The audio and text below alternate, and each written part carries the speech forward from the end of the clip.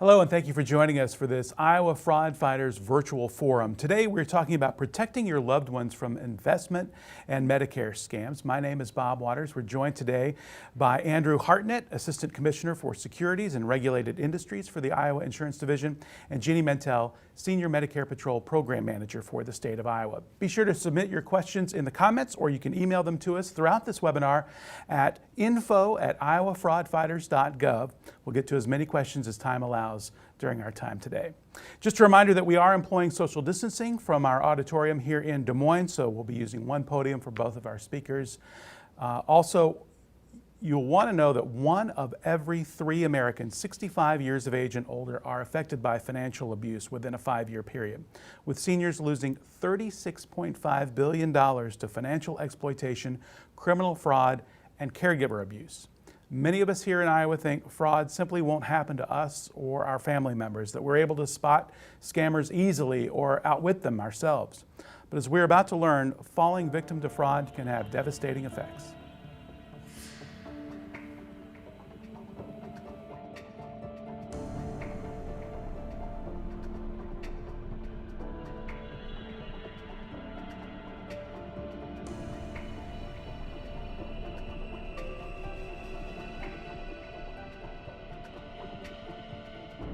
It was 2 postcards that came in the mail, and one of them had to do with investment, and the other one was information about Social Security. And I laid them aside, intending to order the one about Social Security. When I signed them, I signed the wrong one and shredded the one that I should have kept, and that brought somebody to my door at a later time. Well, I figured out what had happened, and I finally, reluctantly did let him in. He said he would only take 15 minutes, and it lasted much longer than that, of course.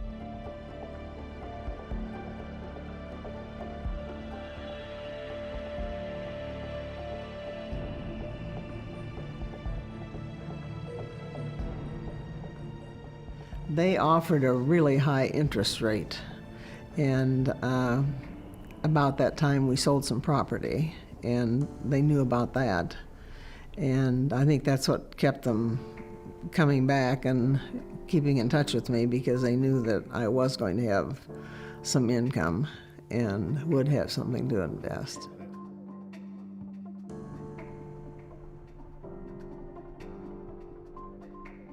I handed over a check for my half of the sale of farm property that was over $1 million. And I handed over, he talked me out of the annuity that I had been adding to from my paycheck from teaching for 40-some years. And he told me that we needed to get it out of the annuity, that if I didn't get it out of there, I would lose it.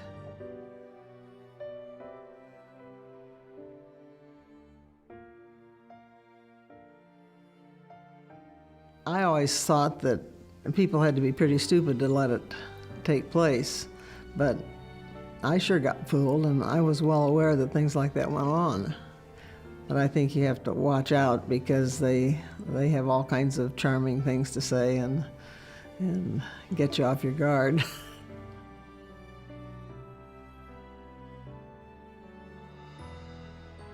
I still think about it frequently when I get in bed before I go to sleep, and I wake up in the morning, and if I'm lying there getting awake, I start thinking about it again, and I just about have to block it out of my mind, because I can ruin my whole day thinking about what could have been. I'll never be in the place I was before it happened. Things are better than they were, but it'll never be the same.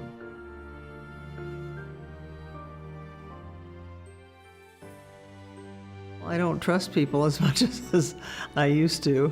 I know that I won't let anybody in my front door that I don't know, whether they're wanting my money or something else, and I certainly would have a better idea of who to check with and not try to figure it out for myself when it isn't something I'm knowledgeable about.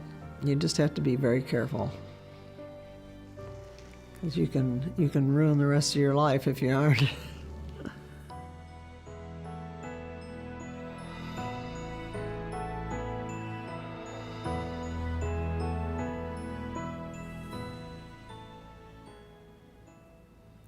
And we appreciate Martha Jo sharing her story with us so that we could share it with you. Unfortunately, her story is not unique, but you can help prevent more cases. In fact, you may be the only line of defense for your loved one when it comes to spotting red flags and protecting them from scammers. Andrew Hartnett with the Iowa Insurance Division joins us now with some of the facts and what you can do to protect you and your loved ones. Andrew. Thanks, Bob. And thank you to everyone out there who is listening. One of the goals of today's presentation is to equip you to help us fight fraud, to be a fraud fighter along with us. So I really appreciate you joining us this morning. A little bit about me. I run the Securities Bureau here at the Iowa Insurance Division. I've also been the Missouri Securities Commissioner and prosecuted consumer fraud in the Missouri Attorney General's office. I am now an Iowan, though, so I promise I'm trustworthy. So one of the themes of today's presentation is double check, double check, double check. Don't invest without understanding what you're investing in and who you're investing with. I'll try not to be a legal nerd here, but as a general rule, the securities laws require that financial advisors be registered and that the investments that they sell you are also registered. So making sure that you're actually working with someone who is registered is just so important. So how do you do that? Call our office. You probably end up talking to Larry in my bureau. He's a great guy. But whoever you talk to will be able to look up the person that you're thinking of investing with. And they'll be able to tell you if they're registered or not. And if they're not registered, don't walk, run the other direction, because all of the worst cases that we see involve unregistered folks. If they are registered, though, we could tell you, about his background. Has he been at other firms? Has he had any regulatory issues that have popped up? We can help you understand something about the investment. I mean, we're not financial advisors, but we can make sure that it's registered. We can talk to you about the issuer a little bit. In Martha Jo's situation, this call would have been even more useful because sadly the scammer was under investigation with our office, and we were days away from filing to take away his license. So always call and do that background check before you invest.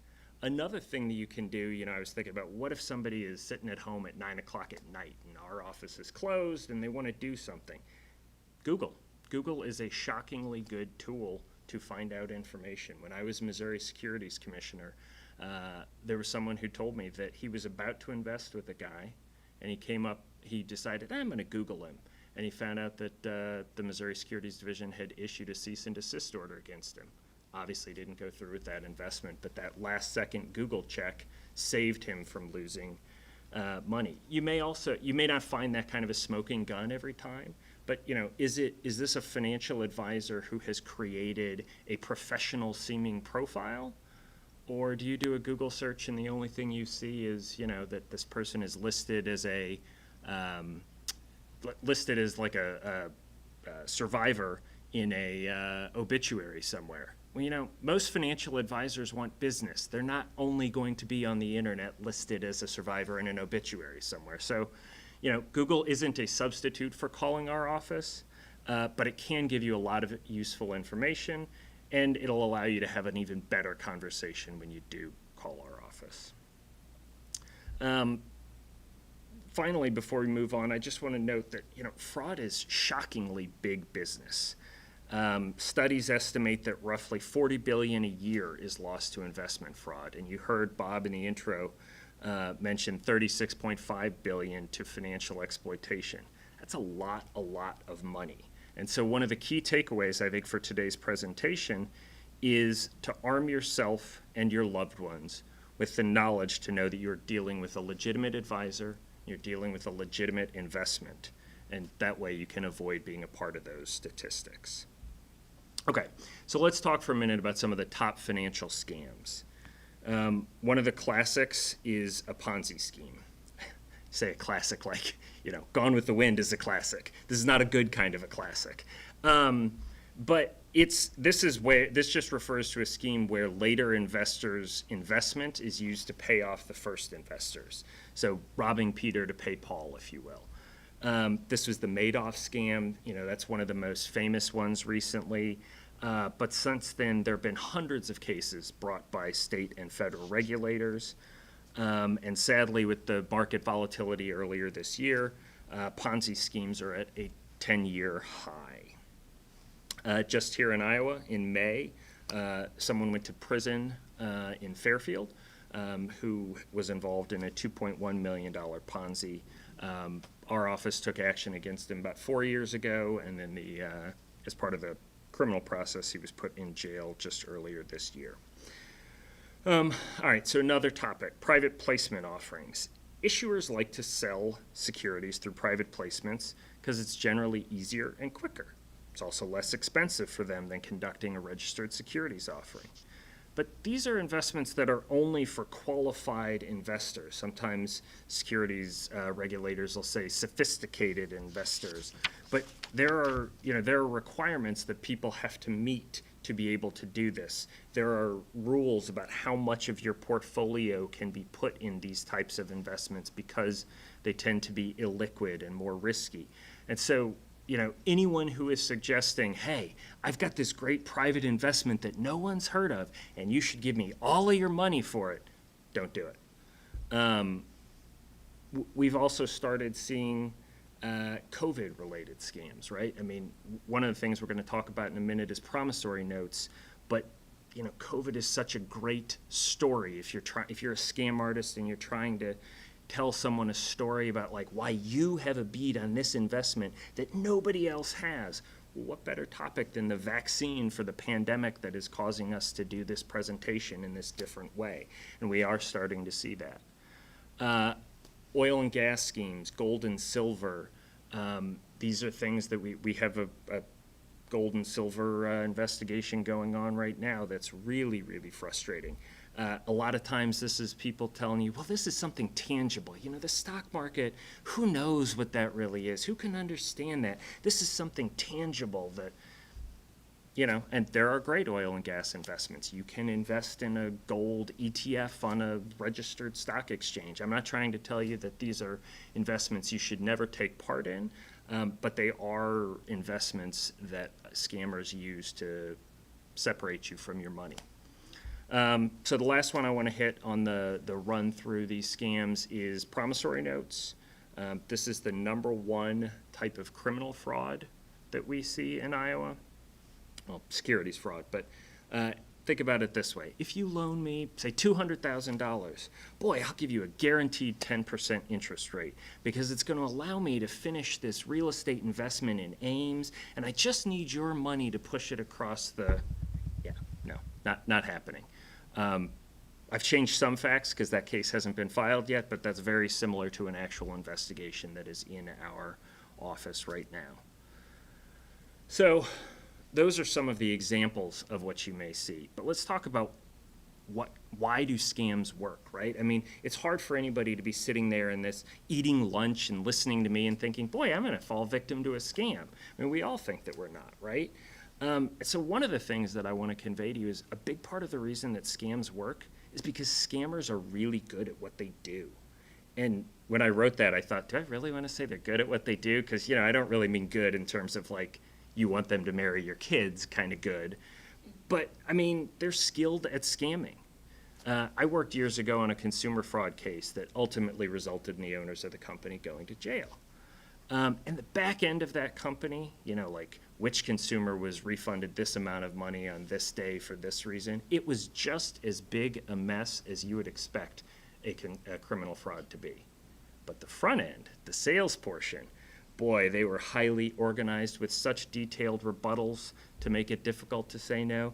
If a husband called and said, I want to talk to my wife, that was a different rebuttal than if the wife said she wanted to talk to the husband. I mean, this is how devious and detailed this entity was. My point, we're talking about investments today, so it's a different context, but my point is they're really skilled at what they do, and that's part of why they work. So what are some of their tactics? They use persuasion and intimidation. A lot of them, in my experience, have an unfortunately good ability to understand humans, and so they know when to push and when to step back and when to cajole and when to, you're not going to be able to get this unless you do it right now. I mean, I can't hold them off this any longer. So they know, when to sell us hope and when to sell us fear. They prey on emotions, right? One of the ones I see a lot is FOMO, but they prey on all sorts of emotions. Looking for a lucky day. You owe the IRS, right? The IRS scam. I've gotten this one, which was not very effective on me, but hey, we're going to come to your house. We're going to arrest you because you owe the IRS money unless you. The IRS doesn't do that. That's just a scam. But they're hoping to get that immediacy and that fear and to convince you to do something before you have time to step back and think, wait a second, the IRS doesn't act that way. I mean, that's not even possible. They'll pull at your heartstrings. Your grandson or granddaughter has been arrested in Mexico or Bolivia, and the only way that they can get out of jail in this scary foreign country is if you send money immediately. So again, I hate to describe scammers as good at what they do, but they're very skilled at creating emotions and making you want to do what they want you to do. And their one goal is to gain your trust and steal your money. I want to talk about that trust for a minute. I think it's useful to think about trust and knowledge as sort of two ends of a spectrum. So the more that you know, the less you have to trust because you have the knowledge. But the less you know, the more that you need to trust. When I was thinking about this, it's like when I go to fry an egg, I've fried hundreds of eggs, so I know exactly how it's going to work. But if you gave me a recipe with a pressure cooker or something like that, I would just have to trust that it would work because I don't know the first thing about using a pressure cooker, right? All right, so silly example maybe indicates that I'm hungry. But the point is investments for a lot of people fall into the trust end of the spectrum because we simply don't have as much knowledge about them and about how they're going to work and about what will be a good investment or what will outperform as we would like. So I experienced a form of this recently. I'm the treasurer for a nonprofit organization, and our investment advisor recommended that we switch from this fund to that fund to, accomplish our small cap allocation. So we asked some questions, but fundamentally the decision came down to this is what we hired them for, right? We trusted them to get it right. The important part of that I want to point out is we'd already done our research to make sure they were registered. We were dealing with registered investments where we were moving from one registered mutual fund to another registered mutual fund. So we'd already done a lot of that work. But even there, where we had done all that work and ensured that we weren't dealing with a scam, there's still a component of trust. And I think that the fact that there's almost always a component of trust is part of how these scams work, or part of what helps them to work, right? Because we're never going to be at the full knowledge end of the spectrum.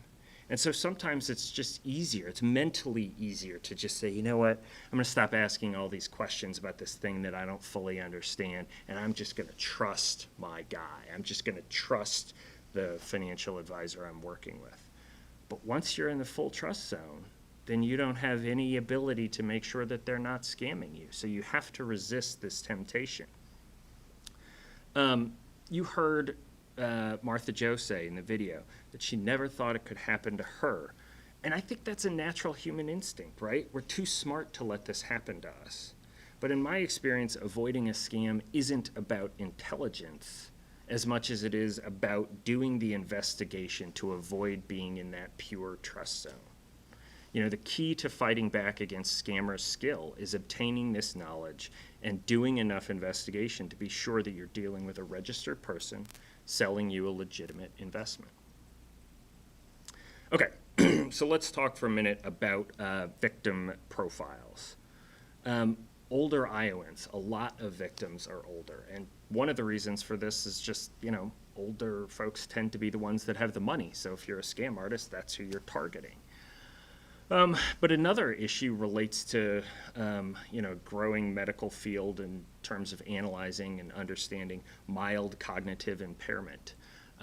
This is sort of somewhere between, this is more impairment or more decline than sort of just regular aging. But it's not all the way to dementia and those sorts of, I mean, that's sort of the extreme end of the spectrum, right? And so cognitive decline and that mild cognitive impairment the incidences of it go up as we age. I want to be clear, it's not an accusation. That's not trying to say that everybody who is an older Iowan is suffering from this. It's just simply to say that the research shows that more 80-year-olds are afflicted with this than our 70-year-olds, and similarly more 90-year-olds than 80-year-olds. That's just what the research is showing. And one of the things that is particularly scary, I think, about this emerging field is that some of the first skills that can go are the ability to understand risk, some math skills, the kinds of things that before anybody really notices anything is off, make you more susceptible or make one more susceptible to a scammer. And so this is, again, another reason why older Iowans tend to be a target, and it's also another reason why we need your help in being a fraud fighter, because these things can be happening before you're getting before you're getting knocked over the head with decline. Somebody can start to be more susceptible to a scam. What else do victims look like? We tend to see widowed persons, relatedly those who live alone. A prosecutor who focuses on this told me a long time ago that elder abuse thrives in the shadows. And that's those who exploit want to focus on those who live alone and those who are widowed because they're already isolated. And then they're going to try to isolate their victims further. Why do they do this?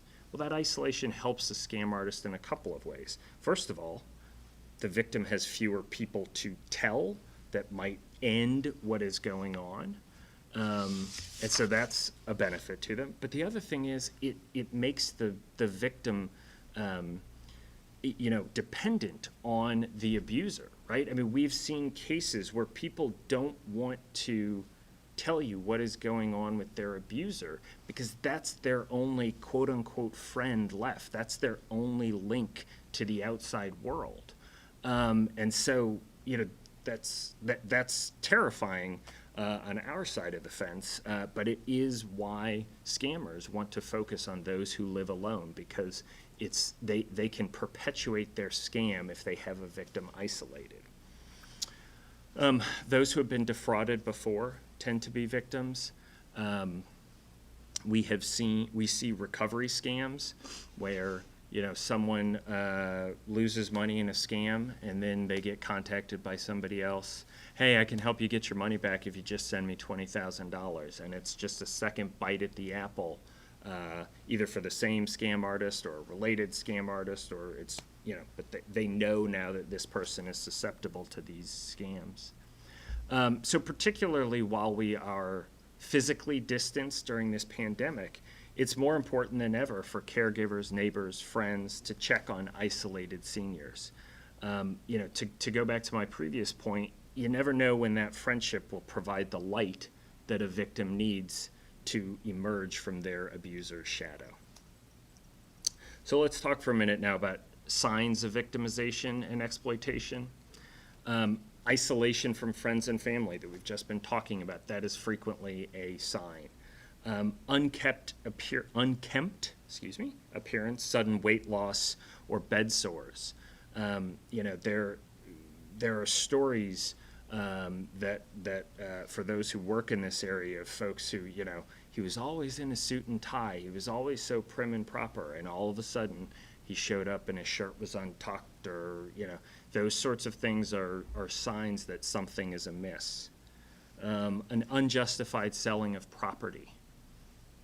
Why would he or she be doing that? Unpaid bills when resources should be adequate. These are usually signs of someone having gotten their hooks in and they're directing this money somewhere else.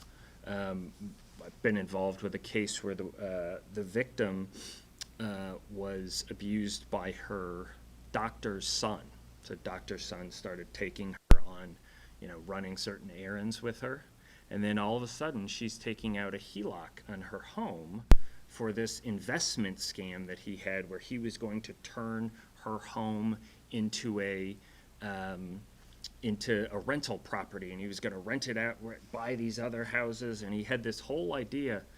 The only person, I think one of the houses got rented out for 3 months. Other than that, the only person who lived in those houses was the scammer. Abrupt changes in will or other financial documents. Again, that's a sign that someone has come to have an undue influence, can be a sign that someone has come to have an undue influence in the senior's life.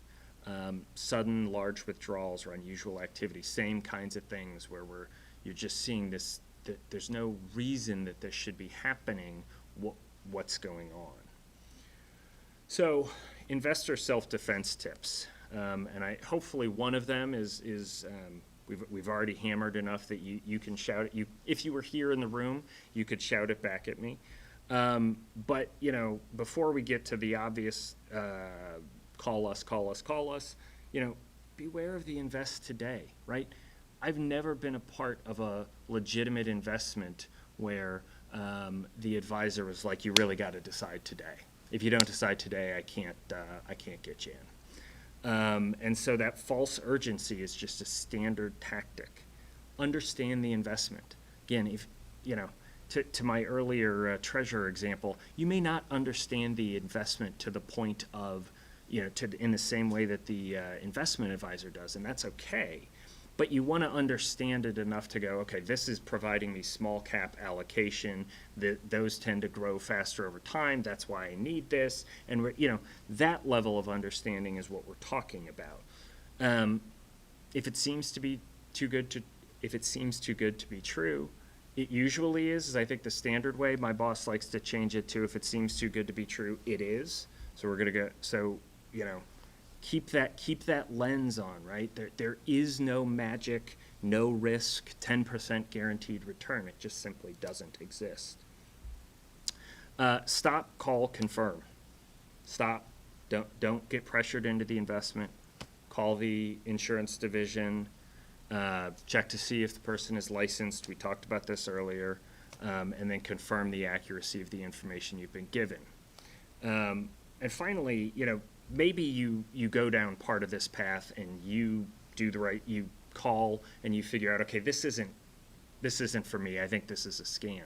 Well, then call us back, please, because someone else may not do all the checking you did, and we want to investigate that, and we want to put an end to that if you have discovered an investment fraud, even if you're not a victim of it. In fact, that's the best call for us to get, right? That there is someone out there trying to do this who has not yet been successful. Okay, so let's talk about now how to assist aging loved ones. Many Iowans are tasked with helping their parents or their grandparents manage their finances and medical care. Sometimes this is through official, I'm a guardian, I'm a conservator, I have a power of attorney. Although a lot of times it's much more informal than that. I bring them groceries or I help perform chores from time to time. And all of those things are important. To go back to a point we made a minute ago, that relationship can be the key to avoiding some of the harm that we have talked about, right? Because you're providing another outlet, you're providing another access to the light is sort of the way I like to put it, because I love that image of the shadows and the light, but sorry for using it now 3 or 4 times. But seriously, you can become an Iowa fraud fighter and help protect your loved ones by doing some of the things that we're talking about. So one thing is provide reassurance. I don't like talking about my money, right? I'm a securities regulator. I don't like talking about it. This is, for a lot of people, an uncomfortable topic of conversation. So provide reassurance. Asking for assistance when needed is a responsible step. And moreover, one of the things that we hear about in the securities industry sometimes, because there's a move now to name trusted contacts, one of the things that we hear sometimes is, well, he just wants, my son just wants my money.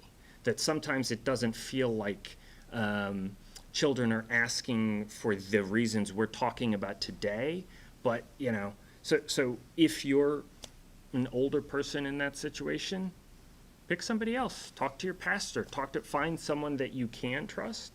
And if you're, the caregiver or the son or the daughter, remember that it's uncomfortable for them as well.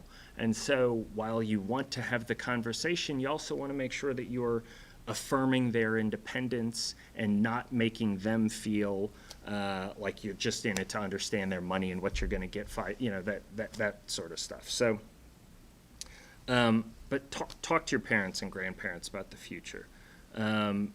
Planning before that cognitive impairment, that mild cognitive decline, those issues I was talking about earlier, gives you a much better, puts you way ahead of the curve in handling those issues if they do arise.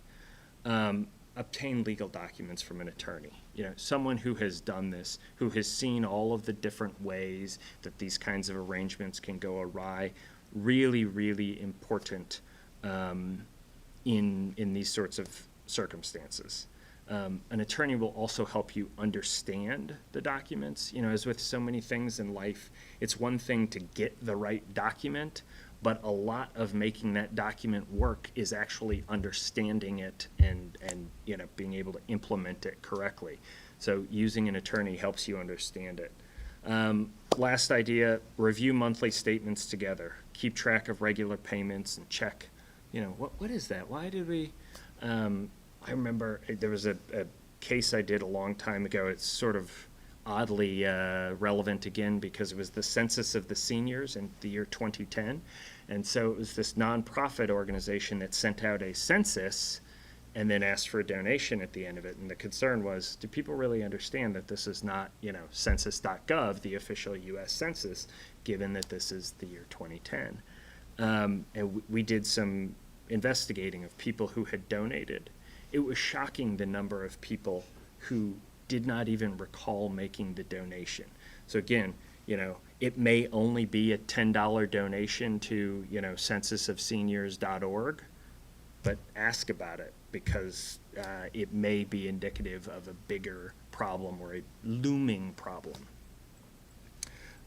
Finally, it's important to know the people who are advising your parents or grandparents. I used the example a minute ago of the doctor's son. There's somebody who sort of just naturally happened into that woman's life. I'll drive him around. If she had not been alone and someone had been able to go, wait a second, why is the doctor's son starting to show up more and more and more? That could have been prevented. So, understanding the financial advice that your parent or grandparent is getting is so important. Understanding the philosophy behind it. All of these, a new caregiver is a new obligation to make sure that you understand what is happening. Okay, so let's talk a little bit about, I made reference earlier to some of the legal structures that can assist in these circumstances.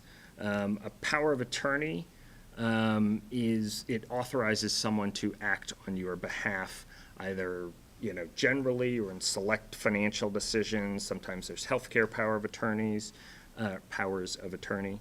This may be for a temporary period. I'm going to have a surgery. I'm not going to be able to make certain decisions, so I'm giving you a temporary power of attorney.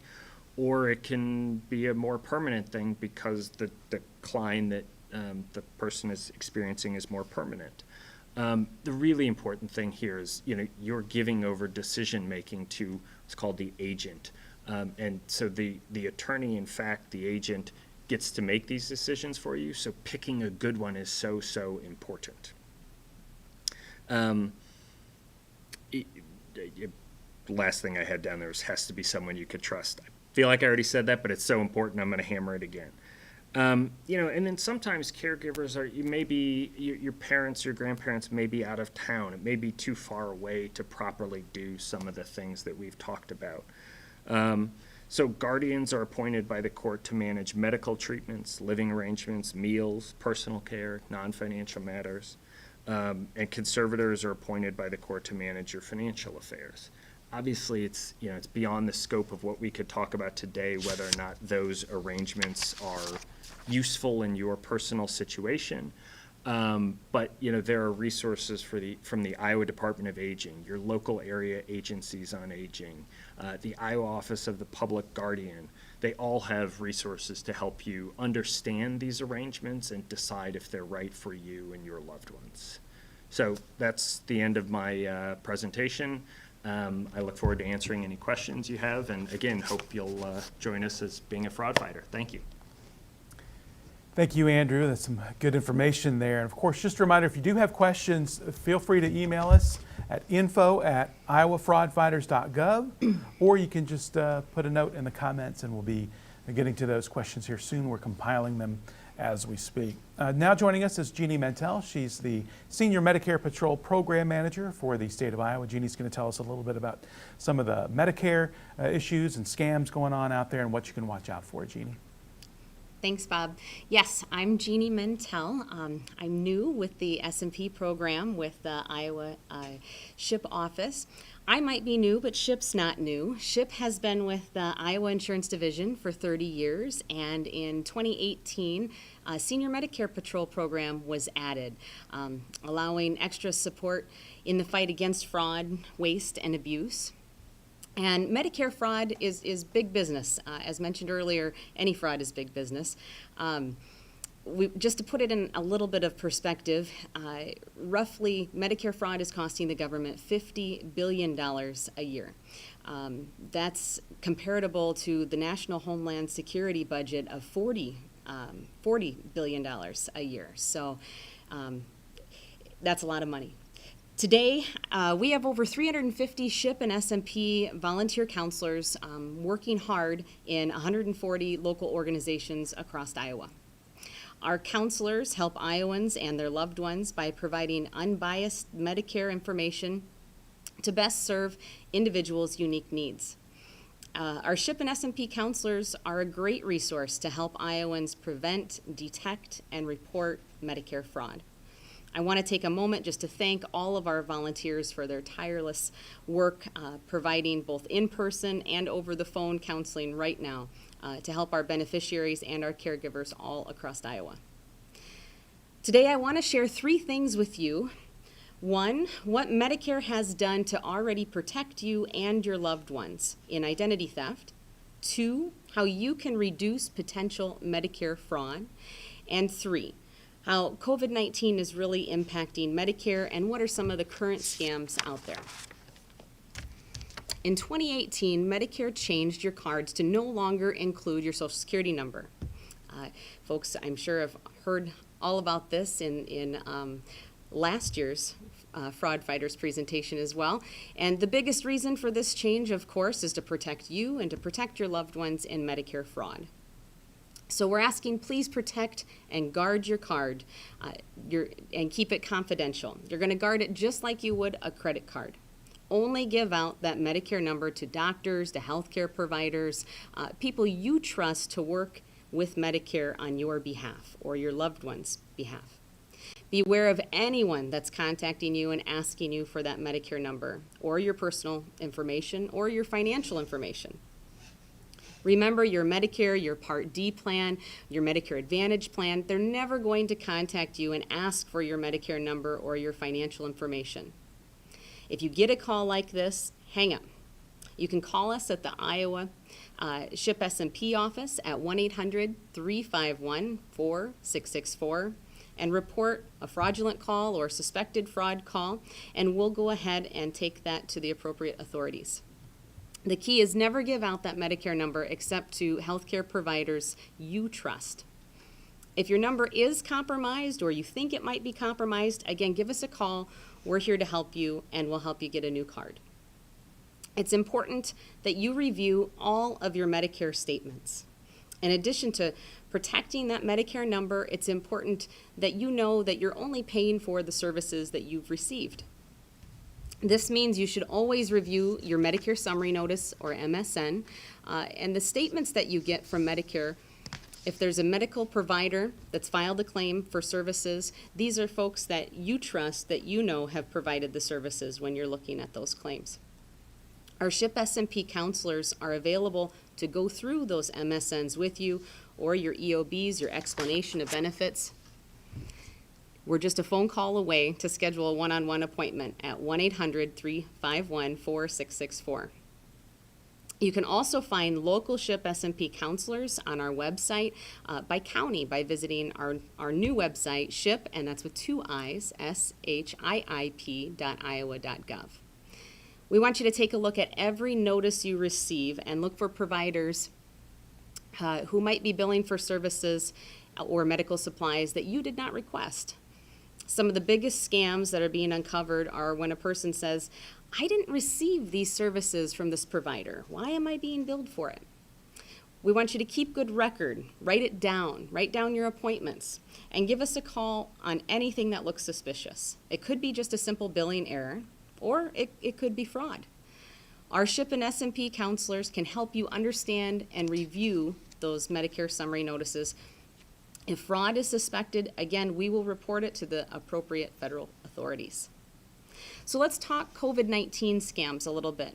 When there's a change, big news in the headlines, of course, like COVID-19, scammers are going to take advantage, and they're definitely going to try to con people and defraud the government. COVID-19 has really ushered in some new scams targeting seniors and some at-risk populations. There's social media advertisements, emails, even door-to-door salesmen right now knocking and offering personal protective equipment, things such as masks, cleaning supplies, hand sanitizers, people offering to order online for items that may never ever show up. When a salesman wants you to make a mass sale, they might then say and follow up with a vaccine opportunity or an at-home or a home treatment. There's no vaccine, there's no cure.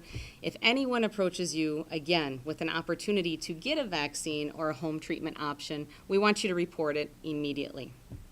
Currently, there's a limited treatment options, and again, those are things that your healthcare facility and healthcare provider would definitely talk with you about. Don't fall victim to COVID-19 testing or treatment scams. There are 2 other Medicare scams in Iowa and surrounding states as well that we want you to be aware of. The braces scam, this has been going on for a while now, but we're seeing it pop up again. You may have seen TV ads offering some knee braces or getting postcards or phone calls in the mail offering free braces. If you call this number, all you have to do is provide your Medicare information. The braces aren't free. These scam artists are billing Medicare, and the equipment ordered by the equipment that might be ordered should only be ordered, again, by your physician and your healthcare providers. Don't fall for the scam. Call us today if you suspect that you've fallen victim. Genetic testing is another growing scam. Sometimes this is referred to as DNA testing or cancer screening, as it's also being referred to. And individuals offer to take cheek swabs or provide test kits to you to perform, again, fake screening, while claiming all along that your Medicare is going to pay for it. This is a scam. Don't fall victim. Medicare does not pay for these screenings, genetic testing, or these DNA testing. Cancer screening is performed in clinical and hospital settings. Last I knew, they're not providing these in parking lots, health fairs, or going door to door providing cheek swabs or any sort of screening. So don't fall victim. If someone approaches you, report it. Don't give them your Medicare number. Guard your card. Remember, don't give out that Medicare number to anyone. Call Iowa SHIP SMP if you suspect anyone is performing or marketing any sort of fake testing or treatment options. Again, that number, one more time, 1-800-351-4664. If COVID-19 has also caused you or a loved one to lose your health insurance coverage due to recent employment status, again, if you're Medicare eligible and it's caused you to lose your employment status, we also want you to give us a call today because we have some options to help you. All of us with SHIP S&P, the Iowa Insurance Division, and Medicare want to be sure your hard-earned dollars are being used for legitimate healthcare costs. $1 out of every $3 are currently being spent towards fraud, error, and abuse. It's time for everyone to take action. Call us anytime you have questions or issues related to Medicare or health insurance. Our services are free, objective, and confidential. If you or someone you love have questions, again, give us a call at the Iowa SHIP S&P office. Thank you.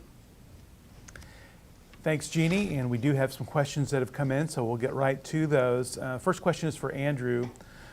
This person writes that they have a neighbor and they worry that their neighbor's kids may be taking money from her. It's a sensitive situation, but how do I or how can I help her? It's a great question, and sensitive's maybe an understatement. So I think two things I'd say. The first is report it to us. This is not the time for, we've talked this morning about how we want you to join us and to be a fraud fighter, but this is not the time for you to, conduct your own investigation and to do that kind of thing. Refer it to us. If you suspect physical abuse, because sadly, oftentimes physical abuse does travel with financial abuse, report it to local police as well. But the answer here is really to report the situation. The other thing I want to add, though, is that we talked earlier about that isolation being a way that scam artists perpetuate their scams, or that exploiters are able to continue their exploitation. So I think it's also really important here to report it, and then to remain friends, to continue to reach out, to continue to be in that person's life. The worst thing I think is, man, I just can't watch this anymore. I'm done. That's so counterproductive in this case, even though it's potentially it feels like something that makes sense. It's really report it, but then also remain in that person's life. So, thank you. Next question is for Jeannie. This person says, my mother's memory slipping. She has a lot of medical appointments that person cannot attend because of their work schedule. So how do I know what is being charged to Medicare is for services that she actually receives? So the person can't be on the appointments with her, but she wants to make sure that she's being charged correctly. Great question. We first want to say definitely write those down, those appointments down, so you have the dates as a comparison. We have some tools to write. If you're looking for some record-keeping tools, we have those with the SHIP S&P office. You can certainly request those. Our counselors who have been through hours and hours of training definitely can sit down one-on-one with you to go through your MSN, your Medicare summary notice with you and your loved one. And also we would encourage you then, and the counselors can walk you through going to mymedicare.gov and getting access to your online account where you can view the information as well. And then Jeannie, I've got another Medicare question for you. This one says, is it better to go with a traditional Medicare plan versus a Medicare Advantage plan? Because enrolling in Medicare is super confusing every year, so they want some idea on whether to go traditional Medicare plan or Medicare Advantage. The best thing about meeting one-on-one with a SHIP counselor is really that they're going to provide unbiased information. So whether a beneficiary goes with a fee-for-service plan, that traditional Medicare plan, or whether they go with an MA plan, a Medicare Advantage plan, it's really individualized. It's based on their unique needs, and I would just suggest setting up an appointment to walk through that with the counselor and explain what your needs are. It might be medication needs, it might be hearing, vision, dental needs. Everybody's is unique. Okay. Next question is for Andrew. This person says, asks, is paying for a credit monitoring service the best way to protect yourself from identity theft? Sure.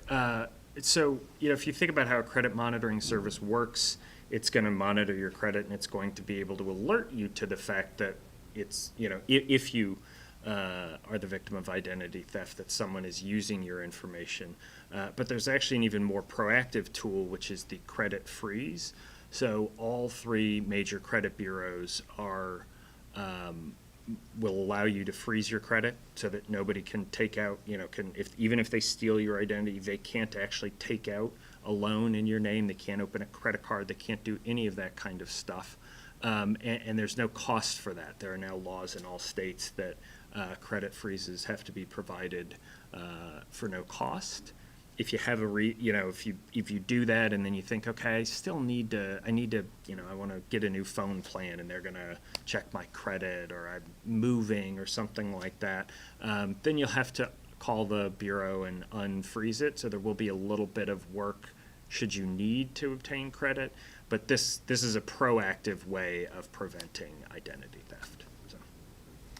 Andrew, you go ahead and stay up there because the next question is also for you. And this All right. one, you talked about Ponzi schemes earlier. Are there certain red flags that someone should look out for to be aware of something that might be a Ponzi scheme? Yeah, I mean some of the core principles will be useful there, right? Because almost all Ponzi schemes are unregistered, and they're sold by unregistered individuals. So that core concept of understanding what you're investing in, calling our office, doing that investigative work will help you understand that something is to be avoided.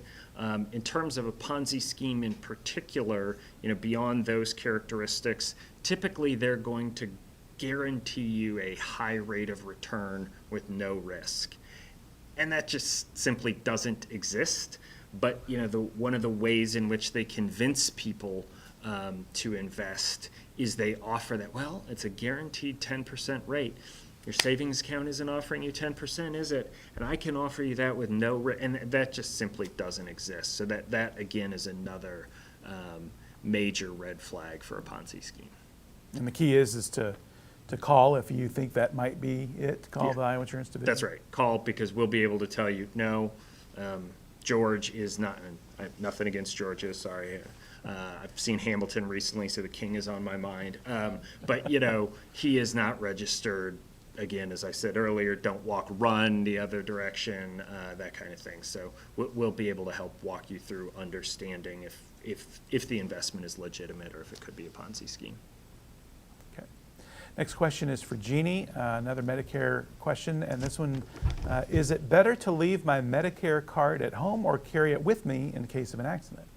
I would carry it with you, but again, you're going to carry it just like you would a credit card. You're going to guard your card. You're not going to give out your Medicare number to anyone that you don't trust as a healthcare provider or representing Medicare on your behalf. Next question is for Andrew. This is related to Martha Jo and her story that we heard at the beginning of this event. Did you get any money back from Martha Jo, or was her money and everyone else's money already gone by the time you caught the perpetrator?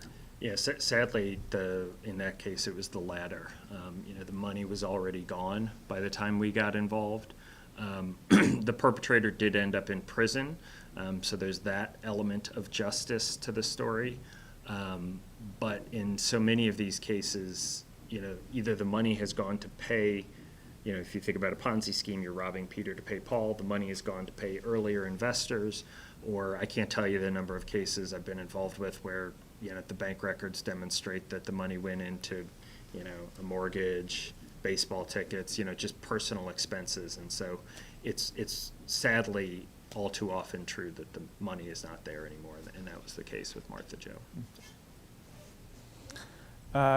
Next question is for Jeanne. You talked a little bit about COVID scams, but this person says they got an email about Medicare paying for a home-based kit to test COVID.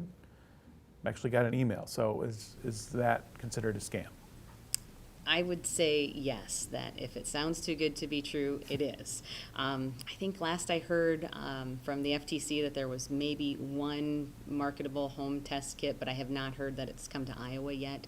And so I would say that's a scam. And that you definitely, if you're wanting to get tested for COVID, make sure you reach out to your provider, your healthcare provider, and learn about your testing options in your community. And then another question for Andrew, and this is a son asking, what type of investment scam should I be on the lookout right now for my parents? Well, I mean, part of the answer to this is, I'd harken back to the part of the presentation where we talked about Ponzi scams and promissory notes. Those are probably the most prevalent scams at the moment. But I think in a certain sense, the better question is sort of how do I avoid a scam rather than, because scam artists, as I described earlier, are unfortunately really skilled. And so they'll change their scheme. Oh, Ponzi, this isn't working anymore. Okay, I'm not going to say I have a COVID vaccine. I'm going to talk about oil and gas. They'll change up what the scam is. So I think the best thing again is to think about the process that we talked about earlier, and the being aware of everything, understanding the investment, calling our office to ensure that it's registered, the investment is registered, the person is registered. Those steps are more likely to help prevent a scam than for me to predict which particular one will come to your parents' door. Got another question in for you, Andrew, and this person writes, I've heard about scammers taking minor children's identities and parents not knowing it or realizing it's happened until the minor applies for credit later in their life when it's too late. Are you seeing this? What can be done about it? I can't say that in particular has crossed my desk, but again, in terms of one version of that we see is where you steal the son or grandson's identity and then you imitate him or her to obtain money in the short run, right? I've referenced in the presentation the grandchild who is in jail in Ecuador or Mexico or whatever. So that's one version of this that we do see. I think in the particular context of this question, one of the things you could think about a credit freeze, and then you could also think about if that seems too. Whereas later in life that may be the trade-off you want to make. Maybe earlier in life where you're applying for more credit, you don't want to constantly be unlocking it. Then there are services that will, there are credit monitoring services, and there are also free versions of them if you look into them. So those sorts of things can help you ensure that somebody isn't applying for credit in your son or daughter's name. So. Well, thank you, Andrew, and thank you, Jeanne. That's going to wrap it up for today's Iowa Fraud Fighters virtual forum. If you need to get in touch with the Fraud Fighters or the Iowa Insurance Division to ask questions or report fraud, you can send an email to info@iowafraudfighters.gov or call the number on your screen, 877-955-1212. Iowa Insurance Division is definitely here to help. And again, we want to thank you for joining us, and we want you to join the fight against fraud and be an Iowa Fraud Fighter.